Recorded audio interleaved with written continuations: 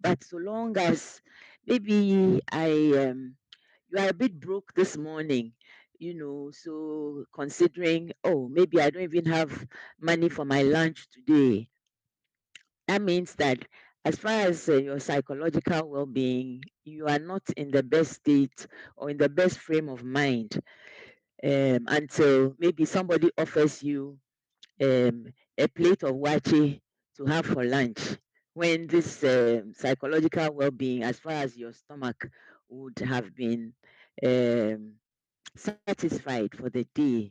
So, we all are in a dynamic state, of well being in one state or the other, and then other times, not so well in other aspects. But the aim is to, as much as possible, work towards the achievement of this perfect state. So that's what the WHO wishes for us. Now, when it comes to healthy lifestyle, this refers to all measures to ensure the attainment of a state of well-being, that can come as close as practicable to that perfect state envisioned by the WHO definition. Okay. Now, healthy lifestyle, sorry, a healthy, we are talking about work-life balance as well, or office life balance. The office life balance or work life balance um, could be described as the ability to equitably prioritize the demands of career and personal life. Equitably in the sense that you are able to prioritize things in such a way that adequate amounts of time can be devoted to your personal life on the one hand, and then to your professional life on the other hand. They may not necessarily be equal, but should be equitable so that the needs could be adequately met on each front. Do you still see the screen? Do you see the slides? No. Okay. Can you help us, Dixon? It's disappeared from my end as well.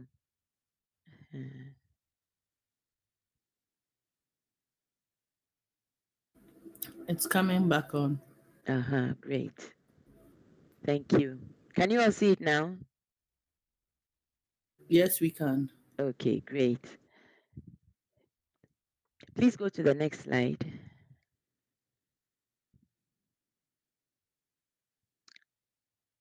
Okay. Oh, sorry. One back up. Yeah. So the as I said, the work-life balance is the ability to prioritize the demands of our career and personal life equitably. Now, a healthy balance means effectively managing our time and energy between our work, our family, our leisure, as well as our self-care. So it implies the promotion of a healthy lifestyle, contributes to this healthy work-life balance, and I believe that is why the title has been couched as such, the fact that, if we work at promoting our healthy lifestyles, it will contribute to uh, this healthy work life balance. And interestingly enough, one would also say that the measures to attain our healthy work life may also lead to the promotion of a healthy lifestyle. And I think this will become clearer as we go along. Now, the scenario of a work life out of balance. These days it's not uncommon to hear of 25-year-olds, 30-year-olds collapsing at work or after work, sometimes due to exhaustion, other times it may be due to high blood pressure, blood pressure soaring so high that the body can no longer deal with it. um, so many young people are now down with diabetes, a lot of them out of control because of observing the poor dietary habits. And invariably, a lot of these are linked to their work habits and not being able to balance the demands of their work lives as well as their domestic issues. Now, this is just an example of how a work life out of balance can be linked to our physical and mental health conditions. There are so many other ways in which um, a work life out of balance affects our physical and mental health, and I will mention a few of them. Stress is one major factor, which can lead to work life out of balance. Now, when I talk about stress, stress is simply the body's response to the demands or pressures from the environment around them. And in this regard, the environment is used very generally, not just the physical environment, but the psychosocial environment as well. And it can be triggered by a variety of factors, including work, our relationships, or significant life changes, including relationships, changes in relationships, and so on, broken hearts, mm, or interpersonal conflicts, for example. Now, stress can be acute or short term, or it can also be chronic, and thereby affecting both our mental and physical health. One can say that, but stress is considered as beneficial. Yes, it may be beneficial. In which case, if one is confronted with small levels of stress, yes, it can be beneficial, helping to motivate a person and help them to focus. However, when it becomes overwhelming or persistent, then it can lead to issues like anxiety, depression, fatigue, as well as the diseases, the physical health problems. So, chronic stress globally has been found to affect over 75% of adult workers who experience stress in their daily lives, often related to work demands. In the US, it's alleged to contribute to over 120,000 deaths annually, which is quite a huge figure. Now, another effect of work life out of balance is what we describe as burnout. Now, typically, when we talk about burnout, we are referring to a state of physical, emotional, and then mental exhaustion, often caused by prolonged stress or overwork.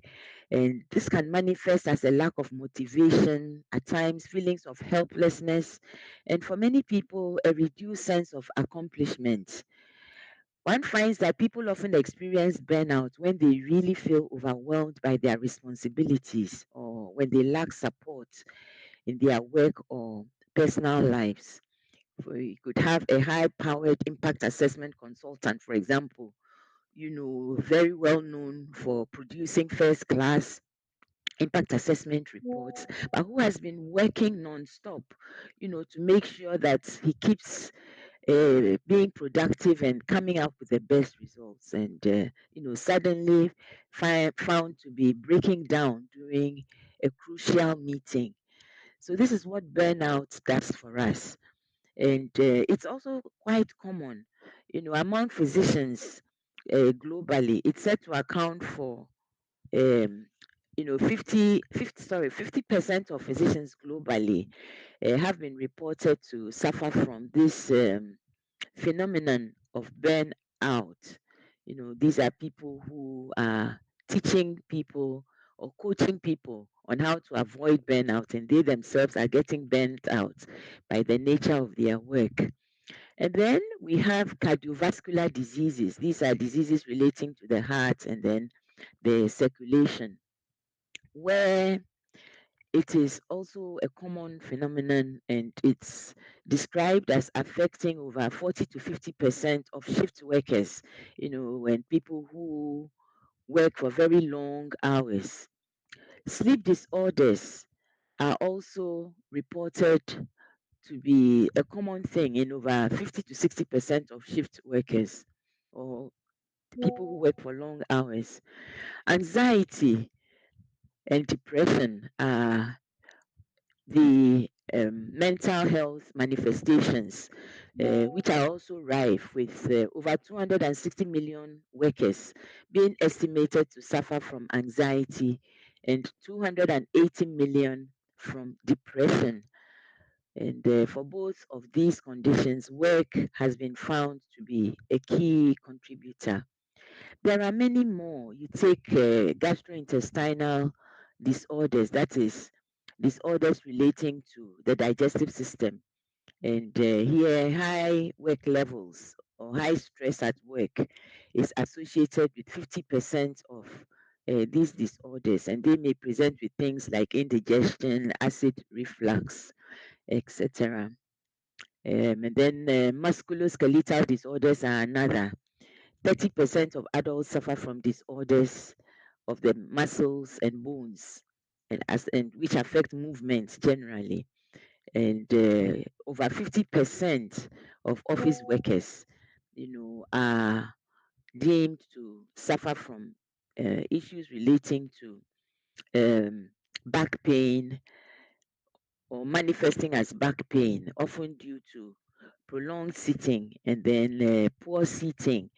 For example, people who work at computer workstations, are very prone to these conditions due to poor ergonomic observance at these workstations. We have obesity and weight gain, as another of the manifestations where 30% of adults in developed countries are obese, and these are linked to stress and poor um, work-life balance, which contribute to overeating. No time to go on breaks, and in this our environment, you have a lot of people ending up eating pastries and topping it up with a bottle of soft drinks, something which is quite typical, for causing weight gain. We have also issues related to weakened immune systems and slower recovery times for people who encounter this situation. And then, last but not the least, we have issues relating to substance abuse. Alcohol, for one, is found to be a big issue where 20 to 25% of adults are into risky drinking, many of which are linked with workplace alcohol. There are many who cannot let a day go by without taking in some alcohol. And as this goes on, the volumes consumed tend to get more and more in order to keep people's nerves down, and helping them to survive through the day. Um, Now it's not only limited to alcohol, but some are actually into hard drugs. And with each passing year, this situation is getting more and more serious as you have a lot of young people, moving into this arena to help themselves to maintain their work-life balance, but which has uh, the contrary effect of rather worsening their situation over time. Now, why is work life balance important? It is important because it helps us to prevent burnout, by reducing stress and also helping us to avoid the physical and mental exhaustion that we would otherwise suffer from a poor balance. It improves our well-being. That is, it leads to better physical health, better emotional health, and better mental health. In addition, if you feel better or if you feel good physically, emotionally, and mentally, you are more likely to be more productive. So it enhances productivity. It helps one to become more focused and more efficient at their work. And then again, it fosters stronger relationships. Our social networks improve because it helps us to have more time for family and friends, and helps us to strengthen these personal connections. Now, in order to be able to attain this work-life balance, seeing how important it is, we need to be able to appreciate the underlying factors. What are some of the underlying factors for work-life imbalance, which need to be dealt with in order to help us attain the objective of having a good or an optimum work-life balance? Some of the underlying factors include excessive workload and long working hours, as I've already hinted. Stress, as I've already also touched on. Shift work is also quite key because it disrupts what we call the circadian rhythm, which is the natural internal processes that regulates the sleep and then wake cycle and other physiological processes um, that living beings or living organisms are subject to. These rhythms help us to determine our sleep patterns. So we know that when in the morning, as daylight comes, is when I wake up. Nighttime is when I go to bed. So as these rhythms get disrupted, our sleep patterns become irregular, and this can lead to sleep disorders and other health issues. So this is how the disruption, of these rhythms through shift work can lead to stress, and can lead to other forms of ill health, and, insomnia, which can lead to problems like high blood pressure and other chronic ailments. Another big issue in workplaces is verbal abuses, physical harassment, assault, etc. In some workplaces, where particularly the topmost management does not really pay attention to these issues. You find that people come to work, and because of the fear of the harassment they are going to be exposed to, the insult and so on, they wake up, and the thought of going to work starts giving them headaches and palpitations. In such an environment, it's no surprise that people are not able to function to the best of their ability. Now, all these factors, if present in the workplace, would interact with poor lifestyles such as unbalanced diets. I gave you an example of the fizzy drinks and pastries, wrong timing of meals. You spend so much time working. When it's time for meals, we don't eat. We would wait and then take our meal late in the night because maybe there's no food, no balanced food available for us during working hours. Lack of physical activity, we because we want to meet our deadlines, so we are seated at our desks throughout the day, and at the end of the day, because there's no movement, we eat, and there's no opportunity to burn off the calories. So in the end, we end up getting obese, and also causing other chronic ailments like diabetes, heart diseases, and even arthritis, from the lack of movement. Um, so these are just some examples of some of the things that we can do, or some of the factors that need to be addressed, to deal with this problem of work-life imbalance.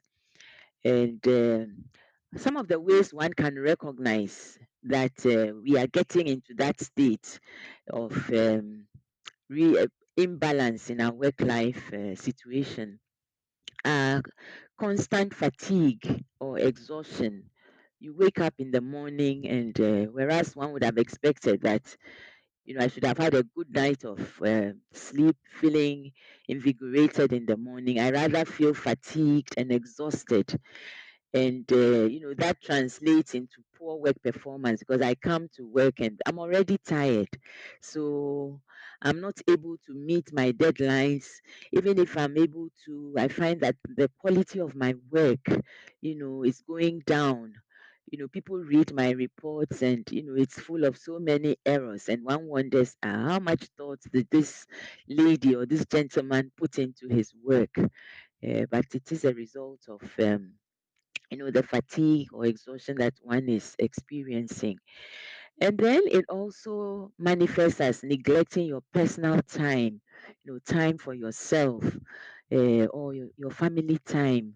You don't have time to sit and talk with your spouse or with your children, and often you have one partner complaining all the time, about my work. My wife comes home, and I don't even have the chance to communicate with her because she's always with her computer or with her laptop. Even the children, you find that it begins to tell on their um, emotional state. Their education may suffer because I don't have time to sit with them and help them with their homework. Their discipline, may also suffer. So it may manifest in these ways as well, not only um, in the workplace, but also in the home. And the individual, experiences increased levels of stress and anxiety. You listen to a person talking, and it's as if they are being chased by a band of robbers, talking about so many things, and you can really sense pressure, in the things they tell you. You can see that this person is not at all at ease. They are bothered by even things that should not bother them, because they are in that heightened state of anxiety. And it also manifests as lack of time for one's self-care. Your appearance may begin to suffer. You may end up leaving home forgetting that, I haven't combed my hair properly. There are times when you see somebody with wearing different colors of maybe their earrings, not realizing that I have a blue in the right ear and a yellow in the left ear, all because, their state of mind is very unsettled, um, and so on. The hobbies, get lost on us, and these hobbies are things which would normally serve to take one's mind off the work setting and aid in relaxation. But once there's no time to do any other thing, think about any other thing other than work, work, work.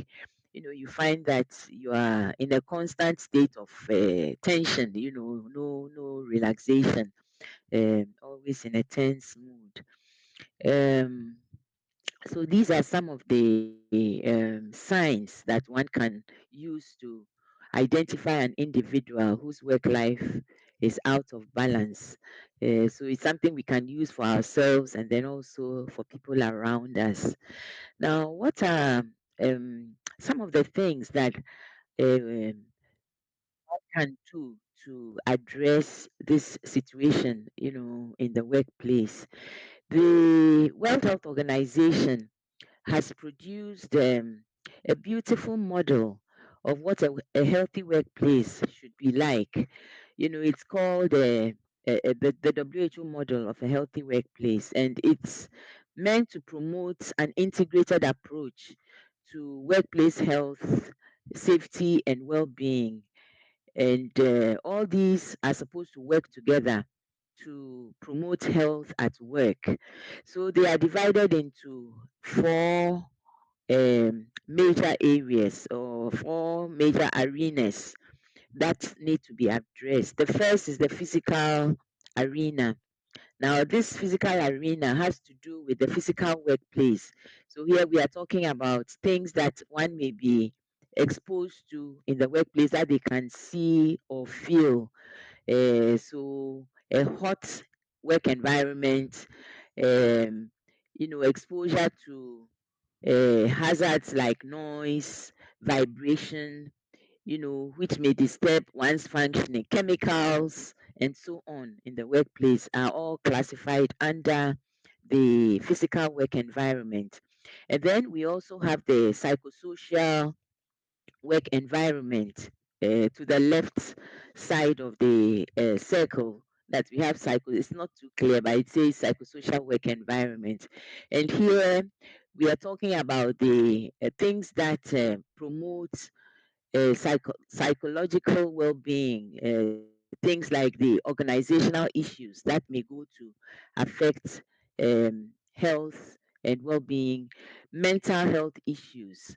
So the things which may cause one to go into experience um, a heightened degree of stress, and things that can be addressed by measures like employee assistance programs, which have to do with counseling, coaching, etc.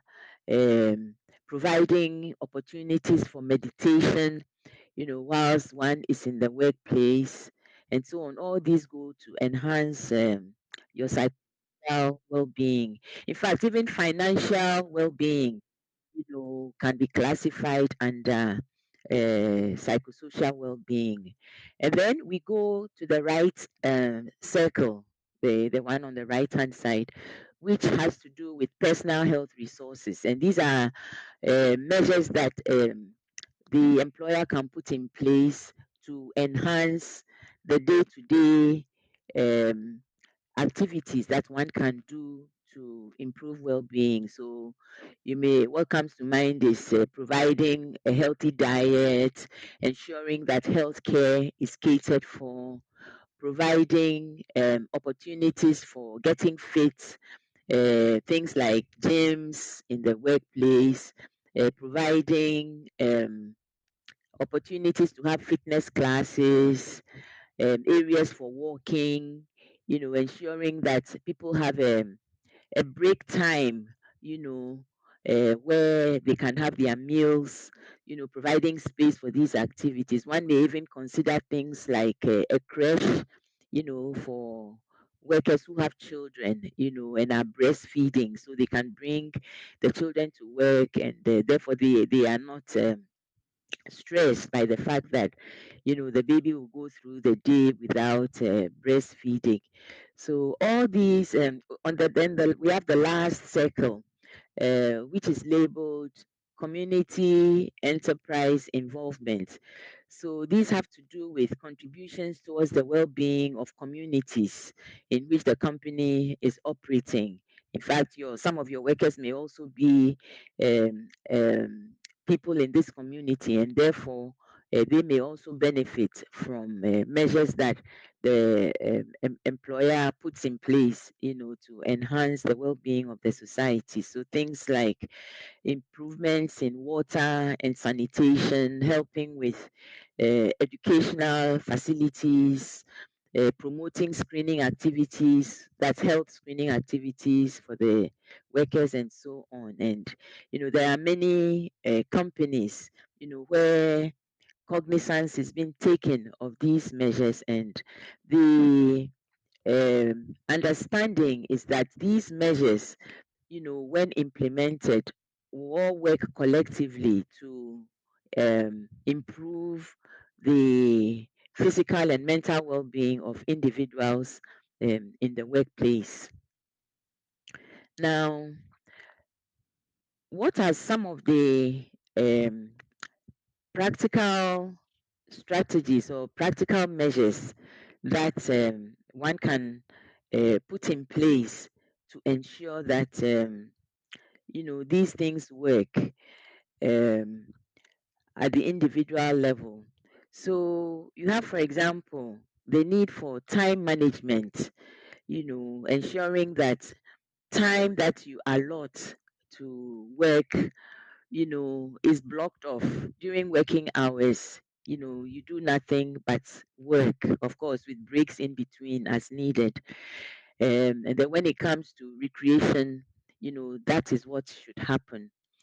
And then also prioritizing our tasks by urgency and importance, so that if something is not important, we can put that on the back burner until later and work on those that are important and then urgent. Also, setting clear boundaries for work and personal time, similar to time management. That is ensuring that your workers are um, working when they should, and when they need time, when they need to be off, you give them that time. Another is using tools like calendars and other apps we may have in this day of WhatsApp and whatnot. We could include things like alerts on our phones, to keep reminding us of things that need to be done. Another is delegating tasks and asking for help where we do not need to do those certain things by all means by ourselves, but look for opportunities where other people can help us. Sharing responsibilities, not only in the workplace but also at home. And so here, our mind goes to sharing responsibilities between husbands and wives, or partners, and then even with our children, so that mommy is not saddled with all the housework by herself, getting people to, drop off children for us when it's not possible, or do it ourselves, or um, picking them up from school after work. And grandparents these days understand this so well. That is when they are available, and a lot of grandparents will be willing to help in this regard, so long as they are not too far away from you. um Ensuring flexible work arrangements, that is, some days could be assigned for working at home and then other days in the workplace, or instead of sticking to a strictly 8 to 5 working hour rule, where it's more convenient to start work in the afternoon, and then work later into the night, by which time, one avoids the early morning traffic and then the traffic after work. You know, one can conveniently achieve the same um, level of work by the end of the day, but then in a more relaxed atmosphere. Using vacation days and then taking breaks to recharge. This is also very, very necessary. Some will work throughout, and rather, some call it selling your vacation. You get the money, but at the end of the day, you may fall ill and die and not live to even enjoy all the millions you may have made. And here I'd also add spiritual exercises, having time to recharge as far as our spiritual lives are concerned, also creates a balance.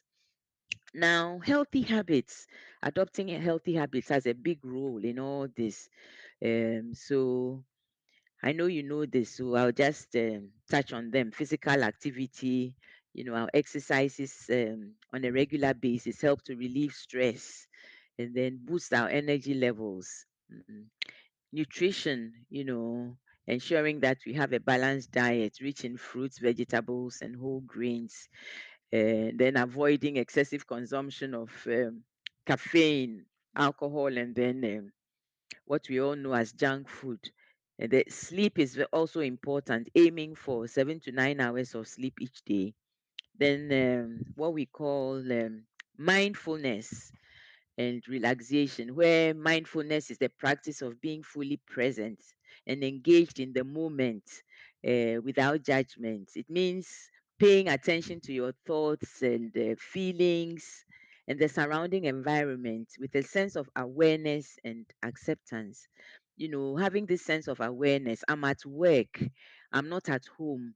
So let me focus on what I'm doing rather than think of the food I'll be cooking back home, or the fact that I didn't I forgot to maybe finish washing the dishes before I left home. Forget about those dishes. Now you are at work, so your sense of awareness should, and acceptance of the fact that, yeah, it's work time now, so let me forget about those dishes until I'm back home. So, this state of mindfulness can help to reduce stress, improve your focus, and then also enhance your emotional well-being and keep you relaxed.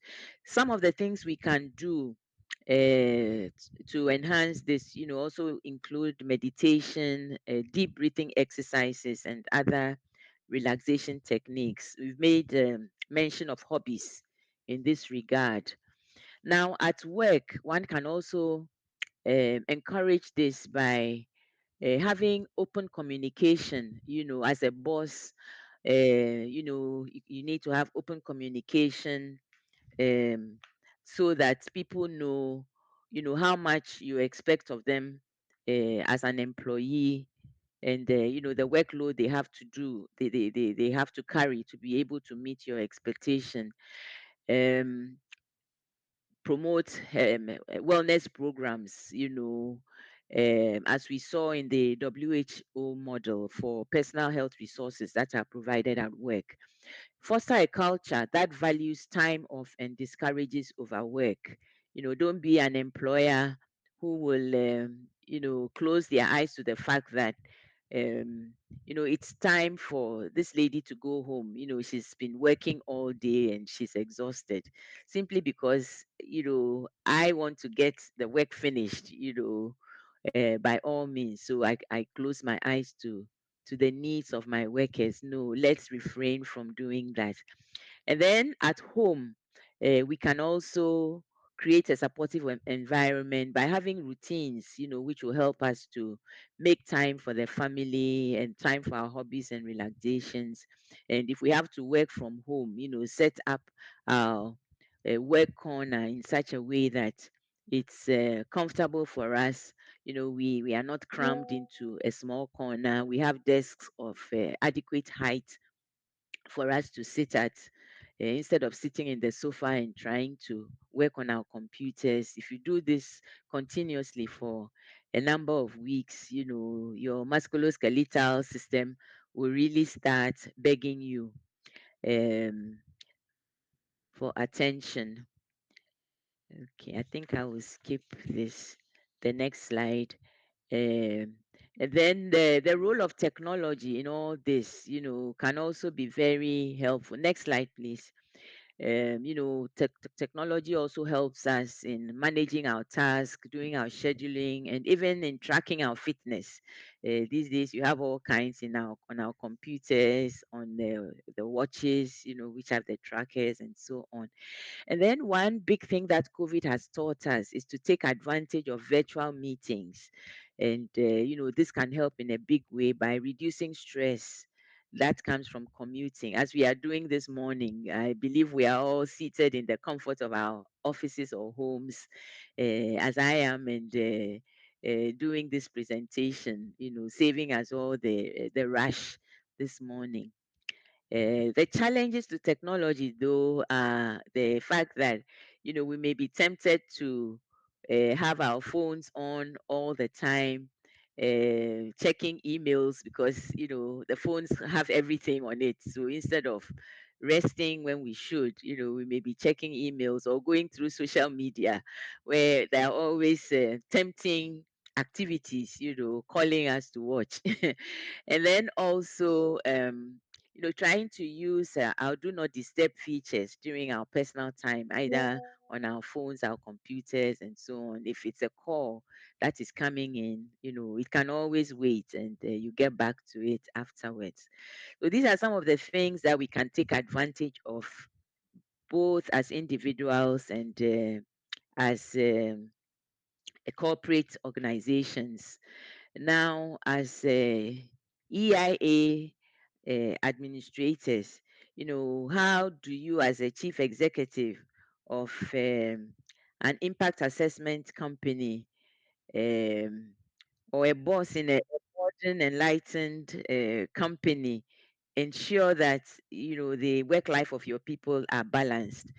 Apart from all that we have touched on, I'd want to encourage us, to set clear expectations, model healthy habits ourselves, because the more we are able to model these habits for our teammates, the more they will see our commitment and also um, ascribe to carry out or to also practice healthy habits.